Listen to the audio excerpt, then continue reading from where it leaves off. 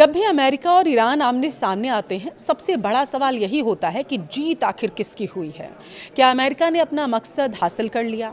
क्या ईरान झुक गया? या फिर असली फायदा किसी तीसरे खिलाड़ी को हो चुका है? आज हम टू द पॉइंट में तथ्यों के आधार पर समझेंगे कि इस पूरे संघर्ष में आखिर किसे सबसे ज़्यादा फायदा और किसे सबसे ज़्यादा नुकसान उठाना पड़ा है। नमस्कार, आपके साथ मैं पल्लवी रविंद्र सिंह। ईरान अमेरिका के बीच लड़ाई लगभग 40 दिन के आसपास चली। पहले 4 दिन में ही अमेरिका के नेतृत्व वाले गठबंधन ने 35 अलग अलग तरह के लगभग 5000 से ज़्यादा हथियार आजमाए। हथियारों का रिप्लेसमेंट बिल ही तकरीबन 10 से 16 अरब डॉलर के बीच आया था। सबसे ज़्यादा इस्तेमाल टॉमहॉक क्रूज मिसाइल का किया गया था। टॉमहॉक मिसाइल लंबी दूरी तक ज़मीनी हमला करती है, जो सटीक होता है। इसका मतलब ये हुआ कि जहां निशाना लगाया गया, ये मिसाइल उसके लगभग 10 मीटर के दायरे में गिरेगी। इन्हें आमतौर पर जहाज़ों से दागा जाता है और इनकी रेंज 1000 मील तक हो सकती है। देखिए, टॉमहॉक मिसाइलों का मैन्युफैक्चरर रेथियॉन अब तेजी से प्रोडक्शन में लगा हुआ है, लेकिन centre for strategic and international studies के अनुसार मैन्युफैक्चरिंग लीड टाइम से 2 से 3 साल तक बढ़ाया जा सकता है, क्योंकि डिमांड और भी तेजी से बढ़ी है। एक ग्राउंड अटैकिंग टॉमहॉक की कीमत 25 लाख डॉलर आती है। वहीं शिप अटैक वर्जन, जिसे खाड़ी में यूएस नेवी डिस्ट्रॉयर से फ़ायदा किया जाता है, उसकी कीमत लगभग 50 लाख डॉलर आकी गई है। साल 2020 की शुरुआत में टॉमहॉक पर सालाना कुल खर्च जो था वो लगभग 25 करोड़ डॉलर माना गया था, जो साल 2027 के लिए यूएस डिफेंस बजट में 1 अरब डॉलर प्रस्तावित था। वहीं दूसरी तरफ ईरान ने इस जंग में शाहेद ड्रोन का जमकर इस्तेमाल किया था। ऐसे एक ड्रोन की कीमत लगभग 30,000 डॉलर आकी गई थी। अमेरिका ने उन्हें मार गिराने के लिए पेट्रियट इंटरसेप्ट की मदद ली थी। हर इंटरसेप्टर की कीमत लगभग 40 लाख डॉलर थी। टॉमहॉक क्रूज मिसाइल बनाने वाली कंपनी रेथियॉन ने बताया था कि पहली तिमाही की कमाई साल दर साल जो है वो 21% बढ़ी है। बताया गया था कि हथियारों की डिलीवरी 40% से ज़्यादा बढ़ी। ब्रिटेन की सबसे बड़ी डिफेंस कंपनी BAE सिस्टम जंग के पहले दिन गिरते इंडेक्स के मुकाबले 6% तक बढ़ गया था। वहीं जर्मनी की राइन मेटल साल 2026 में लगभग 40% की सेल्स ग्रोथ का अनुमान लगा रही है। फ्रांस की कंपनी थेल्स ने बताया था कि पहली तिमाही के ऑर्डर्स साल दर साल 27% तक बढ़े हैं। पहली तिमाही में इस कंपनी के 7 सबसे बड़े कॉन्ट्रैक्ट में से 5 डिफेंस से जुड़े हैं और इटली की कंपनी लियोनार्डो ने साल 2030 तक अपना मुनाफा दोगुना करने की योजना बनाई थी।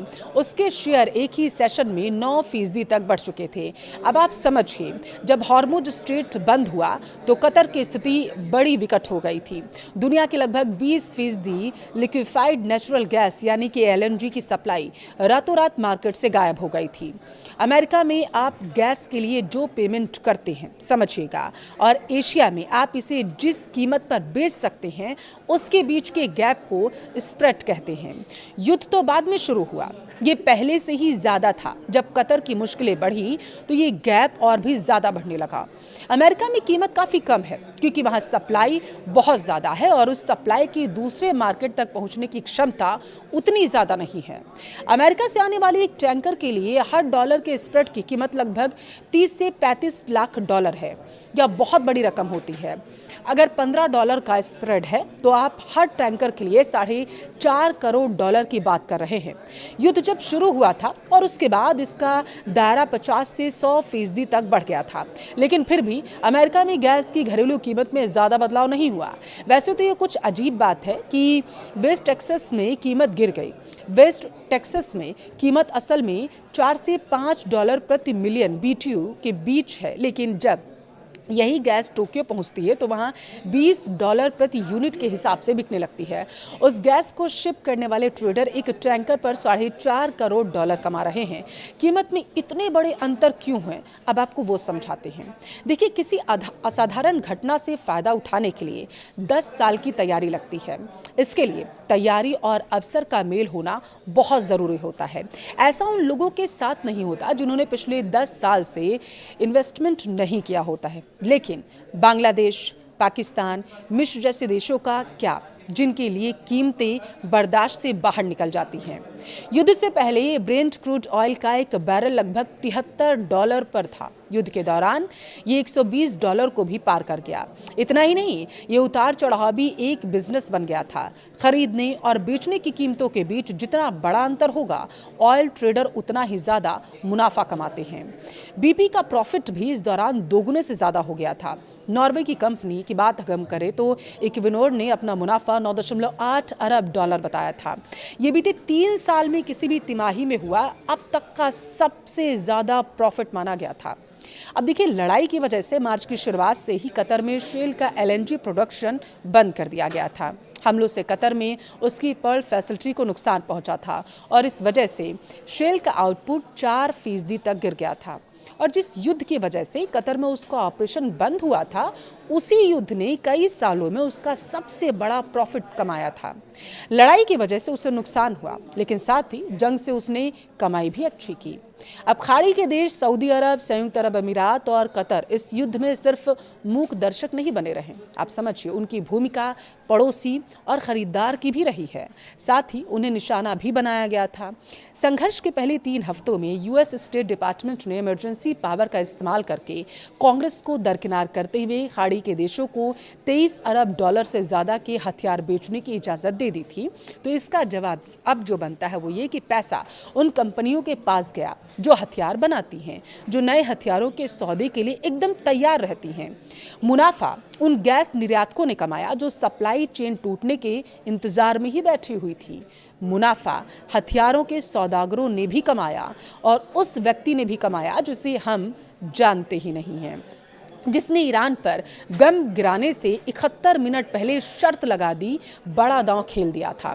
इसका खामियाजा वो परिवार भी भुगत रहे हैं जो बांग्लादेश और पाकिस्तान जैसे देशों में रहते हैं, जो उस गैस के लिए ज़्यादा भुगतान कर रहे हैं जिससे फर्टिलाइज़र बनता है।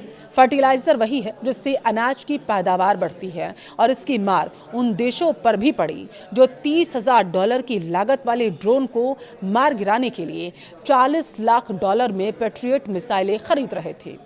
जंग खत्म करने के लिए लड़ने वाले देशों ने भले ही दस्तखत कर दिए हों, मुनाफा कमाने वाले इस जंग से अपनी जेबें पहले ही भर चुके हैं।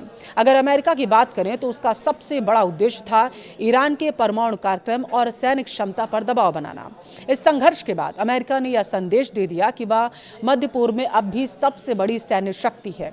दूसरा, सबसे अपने जो खाड़ी देश हैं सहयोगियों को भरोसा दिला दिया है उसने कि संकट आने पर अमेरिका उनके साथ हमेशा खड़ा मिलेगा। लेकिन अमेरिका को इसकी कीमत भी तो चुकानी पड़ी है।